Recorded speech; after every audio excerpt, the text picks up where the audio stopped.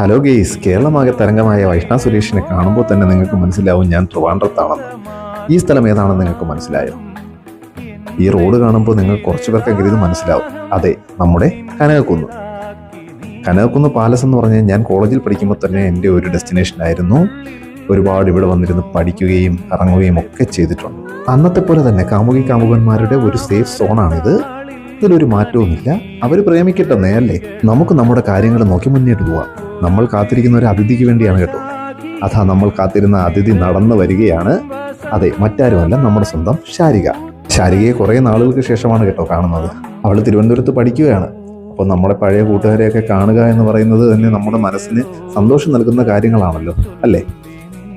അത് കഴിഞ്ഞതിന് ശേഷം ഞങ്ങളൊരു ചായ കുടിക്കാനായിട്ട് പോയി.